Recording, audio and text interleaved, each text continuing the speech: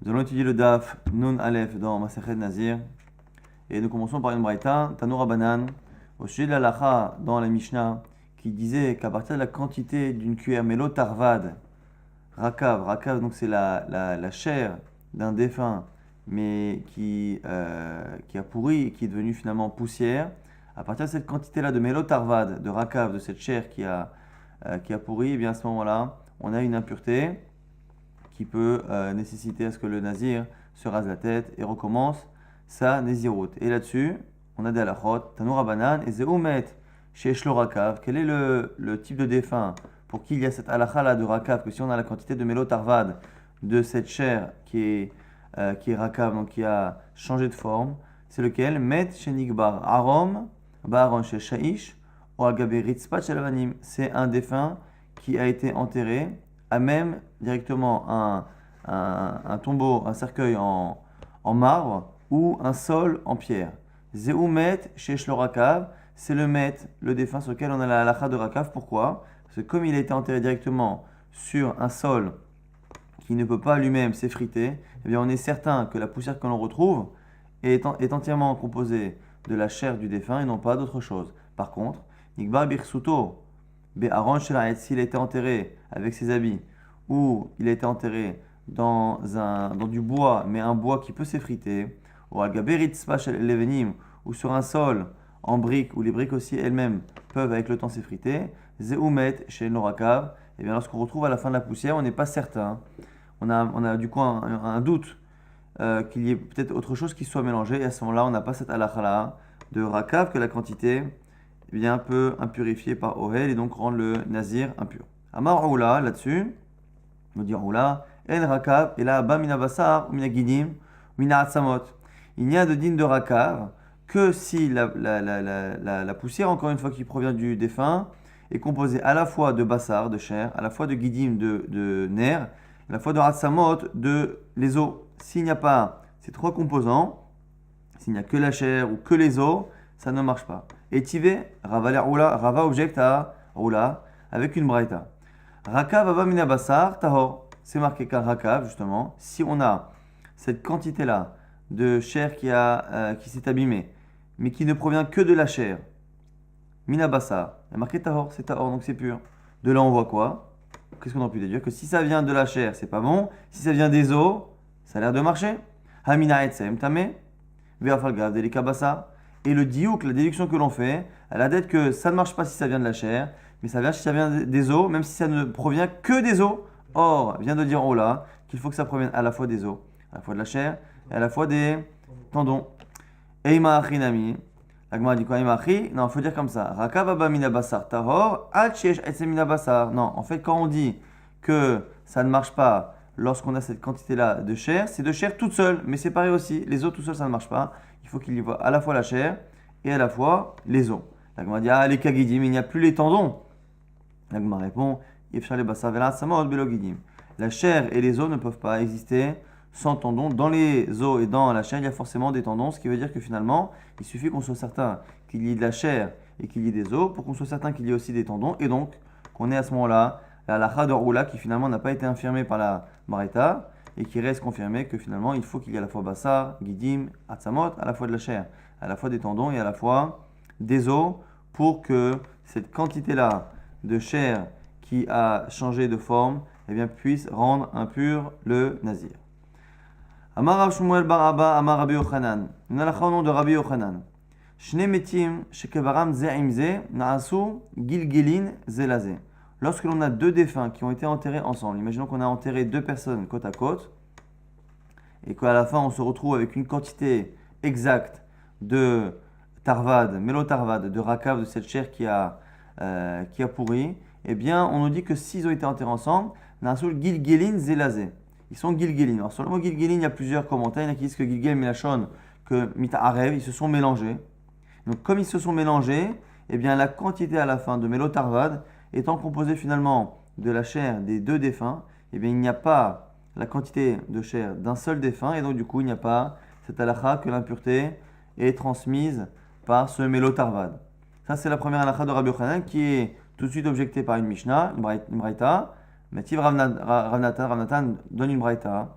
Rakav Abba Mishne Metim Tame. C'est marqué qu'un Rakav, donc cette quantité-là de chair qui a pourri, Abba Mishne Metim, qui provient de deux défunts, Tame, c'est Tame. Donc comment on peut nous dire, jusqu'à présent, que lorsqu'on a deux morts qui sont enterrés, et qu'à la fin on a du Rakav, eh bien, chacun finalement empêche l'autre, puisque c'est l'un qui complète l'autre, eh bien ça empêche d'avoir la Touma, alors que c'est marqué dans une Braïta que oui, c'est Tamé lorsque ça provient de deux morts. Et Rava va donner la raison de cette distinction. Amarava, Shekavru Ze Bifne Asmo, Ze Bifne Asmo, Virkivu. Quand est-ce que la Braïta a dit que c'est impur? C'est lorsque chacun a été enterré à part, et qu'à ce moment-là, la chair a changé de forme à part, et qu'après on prend une partie de cette chair qui est devenue poussière, de l'un et de l'autre, qu'on les mélange, qu'on a la quantité de mélotarvad, à ce moment-là, effectivement, ça marche. Parce qu'ils ont chacun, la chair a changé de forme et a pourri à part. Ils n'ont pas été mélangés avant. Par contre, Ve'amdu al mélotarvad rakav, et à ce moment-là, ils sont arrivés à mélotarvad. Par contre, la halakha de Rabbi Yochanan, on a dit c'est quoi? C'est shtemetim shekvaran ze imze. C'est deux morts qui ont été enterrés ensemble. Si les corps sont ensemble et sont mélangés au moment où la chair change de forme, à ce moment-là, on a une Kabbalah que finalement ça ne fonctionne pas, ça ne peut pas compléter le mélotarvat. Pour compléter cette quantité avec deux défunts, il faut absolument que les défunts aient finalement changé de forme dans la terre à part avant d'être mélangés. Nouvelle halakha Maraba Barbachana Amar Rabbi Yochanan. Donc c'est Rabba Barbachana qui dit au nom de Rabbi Yochanan, Gazaz Se'aro Ukvaro Aimo Naaselo Gilgelin. Encore une fois, autre chose qui peut empêcher la quantité de rakav de rendre impur, c'est lorsque on a coupé les cheveux au défunt et qu'on l'a enterré avec. Puisqu'on lui a coupé les cheveux, ces cheveux sont devenus un corps étranger. Ce corps étranger, lorsqu'il complète la quantité de mélotarva de rakav, et bien du coup, c'est considéré comme quelque chose d'étranger qui empêche la quantité d'être atteinte. Nanatnav.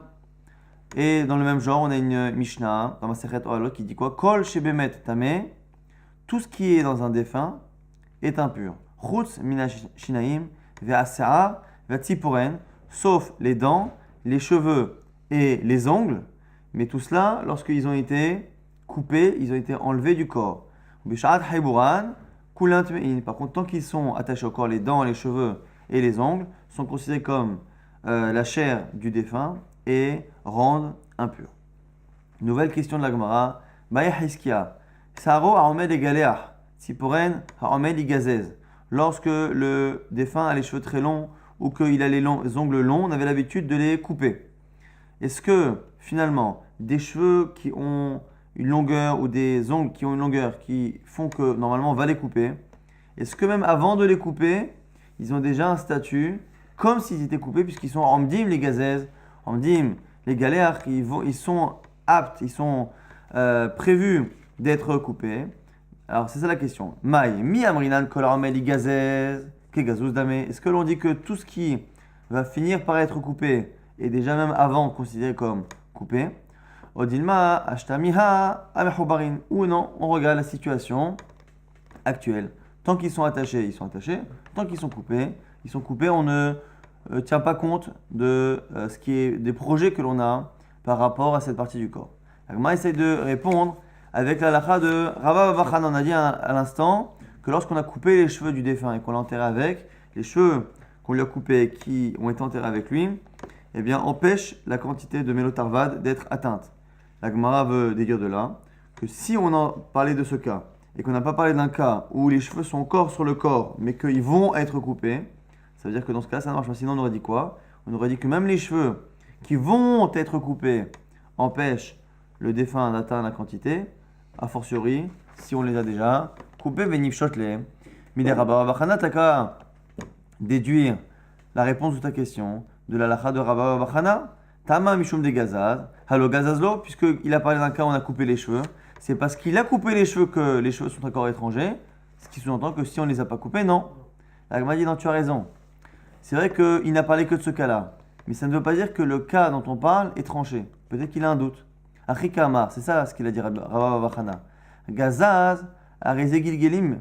Je suis d'accord qu'il a dit que quand c'est coupé, c'est un corps étranger. L'ogazaz, il n'a pas parlé du cas où il n'a pas coupé, parce que s'il n'a pas coupé, Miba'el, c'est une question, donc il n'en a pas parlé. Donc, Rabbi Yochanan, qui a été cité par Rabba Bachana, n'a cité que le cas qu'il connaît, c'est le cas où les cheveux sont coupés, mais il se peut que Rabbi Yochanan lui-même ait eu la même question que la Gemara, c'est-à-dire est-ce que les cheveux qui sont prévus d'être coupés, ou les ongles qui sont prévus d'être coupés, est-ce qu'ils sont déjà considérés dès à présent comme étant coupés ou pas? Nouvelle Sheila, Ba'e Rabbi Remia, au nom de Rabbi Remia. Rakav Abba Mina Rakev. Lorsqu'on a donc Rakav, donc cette chair encore une fois, qui s'est décomposée, qui provient Mina Rakev, du talon. Alors le talon c'est particulier parce que c'est une peau et une chair qui est déjà considérée presque comme étant morte du vivant de la personne, puisque c'est une peau et une chair qui ne ressent pas réellement la douleur. Et donc, la question de la Gemara, c'est est-ce que finalement cette peau-là et cette chair qui se sont décomposées, mais d'une partie qui même du vivant de la personne est déjà considérée un peu comme étant inerte exactement, est-ce que dans ce cas-là, on considère qu'on a la halakha de Rakav, que cette partie-là de la chair décomposée en quantité de mélotarvad rend impure. Ki gamrinan, Rakav Abba mikulemet, aval latemina akevlo. Est-ce que finalement, Rakav, ça ne marche que pour le reste du corps, mais pas du Akev? Odilma loshna, ou peut-être qu'il n'y a aucune différence. L'Agma essaie de trancher, Tashma, avec une braïta, Tetane Rabbi Nathan, Rabbi Oshaya, qui est cité au nom de Rabbi Nathan, le fils de Rabbi Oshaya, Rakav Abba Mishne Metim Tame. Lorsqu'on a un Rakav, c'est ce qu'on avait enseigné, qui provient donc cette chair qui s'est décomposée, qui provient de deux défunts, mais qui ont été enterrés séparément, dont la chair s'est décomposée séparément et que l'on a après mélangé, eh bien on a dit que c'est tamé, ce qu'on vient d'enseigner il y a quelques minutes. Donc c'est tamé, c'est impur. Et la Gemara dit alors, vis al kadata chaba mina akevlo. Et si tu pensais que le rakav, donc la chair qui s'est décomposée, qui provient du talon, n'a pas cette halakha de rakav, si c'est ça, comment tu sais que la chair du deuxième défunt qui est venue finalement se rajouter à celle du premier, comment sais-tu qu'il n'y a pas le talon dedans? Zilacha, Dilma derech akev kaate. Tu devrais te dire maintenant, mais peut-être que le deuxième défunt, la chair provient, en partie en tout cas, du talon. Veacha, Dilma derech akev kaate. Et pareil pour l'autre défunt. Donc comment on peut dire finalement que lorsque l'on a deux défunts dont on a mélangé les chairs qui se sont décomposées, comment peut-on dire que c'est tamé alors qu'on a un doute sur chacun? Sachant que selon les commentaires, cette question se pose même, Bichlal, sur un seul mètre. Un seul mètre, comment on peut dire, quand on a une chair à la fin qui s'est décomposée, qu'on ne voit pas d'où ça vient, comment on peut dire ça? Et la réponse en vérité va répondre deux. Idir, parce qu'en fait, certains veulent dire qu'au moins dans les autres cas de la Mishnah, on peut dire qu'on savait d'où venait la chair. On savait que ce n'est pas du talon. Idir kiv, kulemet, vekate derer akev achinami. Non, mais t'as pas compris. Quand on a un corps qui est entier, et qui s'est décomposé, et qu'à la fin, donc du coup, dans le corps entier, il y a entre autres le talon, et qu'à la fin, il nous reste une quantité de mélotarvad, de rakav, il nous reste de la chair qui s'est décomposée que la quantité de mélotarvad, eh bien, tout le monde est d'accord que ça marche. Le talon n'empêche pas la chair, lorsque le corps est entier, il n'empêche pas la chair d'avoir cette impureté de rakav. Et la hakegon, dire kiv had ever, vekaate derer akev mai. La question ici, c'est non, c'est un corps qui est entier, qui le corps lui-même ne s'est pas décomposé. Il n'y a que le talon et le pied ou la jambe qui se sont décomposés. Et à ce moment-là, c'est là qu'on pose la question. Est-ce que finalement, lorsqu'il n'y a que cette partie-là du corps qui s'est décomposée, est-ce qu'on n'est pas en train de dire finalement que le talon qui en fait partie, c'est un peu comme si c'était lui l'initiateur de la décomposition de cette partie du corps, dont le talon, encore une fois, est une partie qui est déjà inerte du vivant, ou est-ce que finalement, ça marche comme n'importe quelle autre partie du corps? Est-ce que le talon est particulier ou pas? Mais quoi qu'il arrive, lorsque le corps est entier, qu'il y en ait un ou qu'il y en ait deux, lorsque le corps est entier, c'est décomposé en entier, et qu'il y a entre autres évidemment dedans la chair du talon, ça ne pose aucun problème. Et sur cette question-là, lorsqu'il n'y a que le pied ou que la jambe qui s'est décomposée avec le talon, est-ce que ça marche ou pas? La Gemara dit t'es cool, la Gemara tranche et dit qu'il n'y a pas de réponse. Nouvelle Sheila de Rabbi Irmia, Bae Rabbi Irmia, Roubar Bemeisha avec Gilgelim Olo. On a posé la question tout à l'heure par rapport aux cheveux, par rapport aux ongles. Est-ce que lorsque on trouve une femme, qui est décédée et qui avait un enfant dans le ventre, est-ce que l'enfant qui est dans le ventre est considéré comme quelque chose d'extérieur ou pas? Est-ce que c'est comme un deuxième défunt? On a dit que deux défunts qui sont enterrés ensemble et dont la chair se décompose ensemble, eh bien chacun empêche l'autre d'avoir la quantité de mélo, tarvad, de rakav. Et ici, est-ce que le rouba, est-ce que le bébé qui est dans le ventre de cette femme qui est décédée, est-ce que c'est considéré comme une autre personne, au point que du coup chacun empêche l'autre d'avoir la quantité de mélo, tarvad, de rakav, ou pas? Donc c'est la question. Keva d'avarmar rouba riechimo ikargufahu. Nous on a un principe dans beaucoup d'halachot lié au pikuach nefesh, lié au fait de sauver la mère par rapport à l'enfant. On part du principe que jusqu'à tant que le bébé est dans le ventre, le bébé est considéré comme yerech imo, comme la hanche de la mère. C'est-à-dire c'est une partie du corps de la mère. C'est une partie du corps. Donc beaucoup d'halachot on en parle. Et donc si c'est une partie du corps, eh bien, finalement il en fait partie. C'est comme un membre, on va dire, en plus tant que le bébé n'a pas sorti la majorité de la tête du corps de la femme, il est considéré comme étant une partie du corps. Donc du coup, est-ce qu'on applique aussi ce principe-là, que ici c'est une partie du corps, et donc du coup, ça n'est pas un corps étranger, et donc ça n'empêche pas la quantité de mélotarvad d'exister. Velovegil gelim, odilma, ou peut-être, kevan des sofolatset, mifrash parishmina, ou peut-être encore une fois qu'on va regarder la suite. Comme ça aurait dû finir par sortir, un peu comme les ongles qu'on aurait dû couper et les cheveux qu'on aurait dû couper, est-ce qu'on regarde la fin ou est-ce qu'on regarde la situation actuelle? Veim tim tselomar, si tu veux me dire, au bar des sofolatset, mifrash parishmina, et si tu veux me dire qu'à la limite, le cas du fœtus, on va dire qu'on le considère comme étant un corps étranger, parce qu'il va finir par sortir, là on tourne la page, nous n'allons pas bête. Shirvat zera, memaisha, lorsqu'une femme, avant de décéder, a eu des relations avec son mari, et que donc elle a dans son corps, elle a encore de la semence de son mari qui est un corps étranger. Mahou, est-ce que ça aussi, ce corps étranger est considéré comme une partie de son corps ou pas? La question est différente. Mi amrinan kevandelo itsa ki gufadame. Est-ce que, allez, tu peux dire que le bébé, c'est un corps étranger, mais là, c'est pas encore un bébé. Ça aurait pu être un bébé, mais c'est pas un bébé. Donc c'est quelque chose qui fait partie d'elle. Odilma, ou peut-être, kevandeme alma kaatilo. Mais il y a aussi autre chose. C'est que tu peux dire que même si c'est pas encore un bébé au point que ça va sortir, mais c'est encore lié à quelque chose qui était extérieur à elle il y a quelques jours, quelques heures, et donc du coup, on peut regarder à la fois la fin, c'est ça là, finalement la question de la Gemara, c'est est-ce que quelque chose qui est un corps étranger à la base, et qui va finir par être un corps étranger, mais qui actuellement fait partie de la femme, que fait-on? Actuellement, cette semence, même ce bébé, fait partie de la femme. Mais le bébé plus tard va finir par sortir, et cette semence-là, il y a encore quelques temps, ne faisait pas partie de son corps. Est-ce que ça en fait partie ou pas? Ce sont les questions de la Gemara qui ici sont restées sans réponse. Rafapa, nouvelle question de Rafapa. Pircha, maintenant, lorsque il reste des excréments dans les intestins de quelqu'un, ici on parle d'une femme, ces excréments elle, mais en fait ça ne change rien, que ce soit pour la femme ou pour un homme. Mahou, quel est le statut de cela? Est-ce que c'est un corps étranger ou pas par rapport à cette halakha, encore une fois, de rakav, de la quantité de chair du défunt qui s'est décomposé et qui transmet la touma. Puisque finalement, un homme ou une femme ne peut pas vivre sans nourriture. Est-ce que finalement la nourriture qu'il y a dans son corps est considérée comme étant quelque chose qui fait partie d'elle, Odilma, ou peut-être Anami, mais Almati, ça aussi on peut dire que finalement ça provient de quelque chose d'extérieur.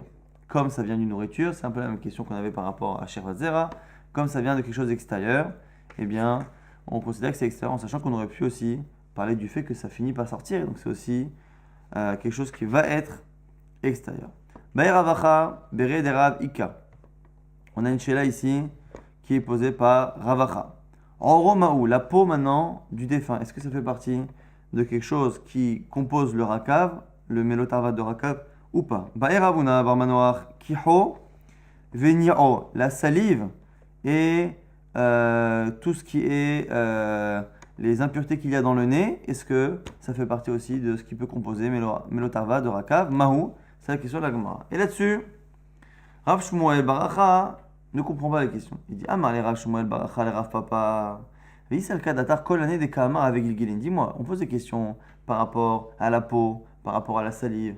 Mais si il y a une possibilité que ces choses-là empêchent la halakha de mélotarvad, comment on peut dire dans la Mishnah que mélotarvad, la quantité de tarvad, de rakav, de chair qui s'est décomposée, peut rendre impur, parce que finalement on va trouver un mort sans peau, on va trouver un mort sans salive, ainsi de suite. Et sans excréments, toutes ces questions-là depuis Rav Papa, il ne comprend pas. Réponse, non, il y a des cas. Rakav tamé echim mishkachala. Comment tu as trouvé un cas de rakav qui rend tamé? Réponse, d'ashkeye medkalim. On lui a fait boire ce qu'on appelle les eaux des palmiers. Donc c'était des eaux qu'il y avait spécialement en Israël, à côté de palmiers, des sources qui étaient des eaux qui faisaient en sorte que les gens vidaient leurs intestins, donc il ne restait pas d'excréments. Et sachian asha, ushlako, bemet tiveria. Donc c'est un cas où on a mis aussi sur la peau des produits qui enlèvent les poils et qu'on a fait passer le corps après la mort dans des eaux chaudes comme les eaux de Tiveria qui ont tendance à décomposer la peau. Et donc la Gemara Rafa répond que c'est que dans ce cas-là qu'on peut avoir une certitude qu'on a rakav si on n'a pas répondu aux questions précédentes. Est-ce que les excréments, est-ce que la peau et ainsi de suite posent un problème par rapport à ce mélotarval, même si c'est un cas qui est très particulier. C'est comme ça que Rav Papa justifie ces questions. Amar Abaye dans une nouvelle halakha, Naktinan, on a une Kabbalah, que cette halakha-là qu'on a dit, que mélotarval de rakav, une certaine quantité de chair d'un défunt qui est devenu poussière, eh bien, ça n'existe que si c'est naturellement, que si c'est la putréfaction de la chair qui a rendu cette chair poussière. Met chez Hano en l'orakav. Si c'est la chair d'un défunt qui a été finalement broyée et qui s'est retrouvée sous cette forme-là décomposée, mais non pas par l'évolution du temps, mais parce qu'il y a eu un acte qui a été fait dessus, ça ne marche pas. La Gemara pose une nouvelle question. Ibaya lehu. Tehano vehazar ve'irkivmahu. Lorsque la chair a été décomposée donc mécaniquement, mais qu'après elle a pourri. Et que du coup, maintenant, elle se retrouve, elle est dans une situation où elle aurait dans tous les cas pourri de cette manière. C'est quoi le halakha? Est-ce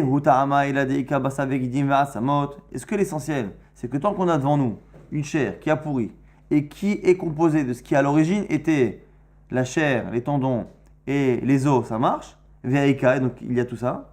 On dit ou non, peut-être qu'il faut que la putréfaction de la chair se fasse sur un corps qui est encore dans l'état naturel, dans son état naturel. C'est lorsqu'il est encore dans son état naturel et que la chair se décompose, c'est qu'à ce moment-là que la halakha de rakav existe. Sinon, non, c'est la question de la Gemara. Est-ce que finalement l'essentiel, c'est qu'on est tout devant nous et que ça est pourri, ou non? Ou il faut que la putréfaction se fasse lorsque le corps est entier sous sa forme naturelle. T'écoutes la Gemara encore une fois, ne tranche pas. Tania Ola Bachanina, halakha de Ola Bachanina, Metche Chasaer.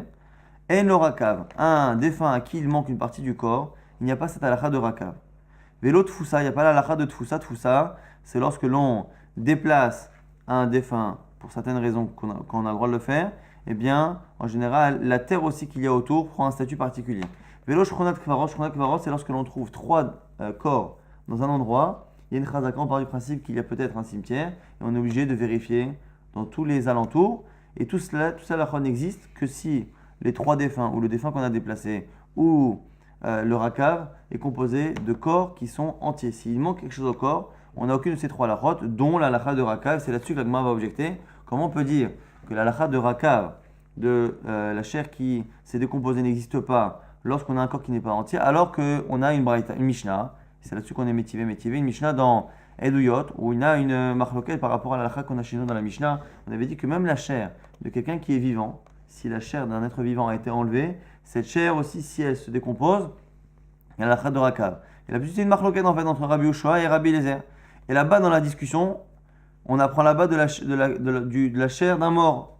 Alors, Rabbi Yoshua là-bas il objecte, il dit quoi? Lo ima marta bemet, sheesh lo rov, verova, omelotar vadrakav. Comment peux-tu apprendre d'un maître de la chair de quelqu'un qui est mort, qu'on a des halachot, que dès qu'il y a une majorité d'os, qu'il y a rova, lorsqu'il y a la quantité de rova, le quart d'un cave d'os, ou melotarvad, ou la quantité d'une cuillère de rakav, eh bien, on a dit que c'est tamé. Tomar bechai, chez nolorov, velorova, velomelotarvad rakav. Comment tu peux comparer avec le cas de celui qui est vivant et qui a perdu une partie de sa chair? Alors, du coup, le fait là-bas que l'on compare la chair d'un vivant et d'un mort, ça sous-entend que finalement, ça marche de la même manière. Echidame, dire qu'il had ever. La question qu'on pose là-bas, c'est quelqu'un qui est vivant, qui a perdu une partie de sa chair, un membre, qui a pourri. On ne parle pas quelqu'un dont tout le corps, évidemment, a disparu. S'il est encore vivant, c'est que ça n'est qu'une partie de son corps.